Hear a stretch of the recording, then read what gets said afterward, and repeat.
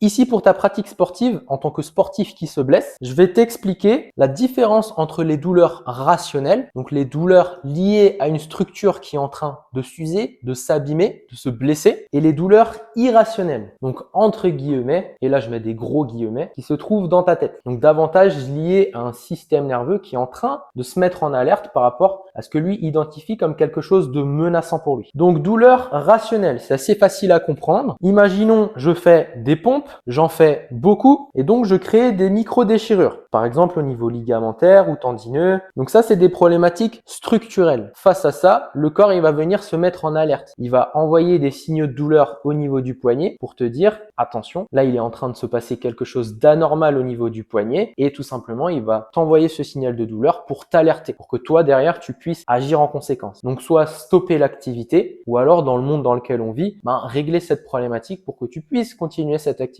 Donc ça va être rationnel. Et ensuite, on a les douleurs irrationnelles. Donc, par exemple, je suis en train de réaliser mes pompes, j'ai pas de problématique au poignet, il n'y a pas de déstructuration pendant que je fais l'activité. Et en plus de ça, j'en fais pas tout le temps. Tu as fait de l'imagerie, on ne voit rien sur cette imagerie, sur ces différents bilans, et donc on te dit que c'est dans ta tête. Donc, c'est une douleur irrationnelle. Est-ce que c'est réellement le cas? La réponse c'est non. C'est pas vraiment dans ta tête. Alors oui, ça l'est parce que c'est le cerveau qui est en train de percevoir une menace et qui est en train de t'en alerter, mais ça reste une douleur qui est au final rationnelle. Donc même si aujourd'hui cette activité de pompe n'engendre pas de problématiques structurelles, ça veut pas dire que ton corps il est pas en train de signaler une menace. Par contre, cette menace effectivement, elle peut être irrationnelle. L'objectif ici, c'est d'identifier le facteur, le stimuli que ton corps identifie comme menaçant, même si au final ce n'est pas le cas, pour une fois qu'on l'a identifié, diagnostiquer, qu'on remette de la sécurité sur ton système nerveux pour que lui arrête de percevoir ce stimuli comme quelque chose de menaçant pour lui et que du coup il arrête de se mettre en mode alerte et d'envoyer ces signaux d'alerte. Donc aujourd'hui, il y a un travail qui est intéressant, c'est d'identifier si effectivement chez toi c'est structurel, les problématiques que tu rencontres, ou si c'est au niveau de ton système nerveux. Donc s'il n'y a pas du travail de sécurisation du système nerveux à faire en fonction du diagnostic qu'on pose après avoir réalisé un bilan sur ce dernier. Si tu as des questions particulières ou si tu veux parler de tes problématiques en commentaire, écris MP dans la barre des commentaires.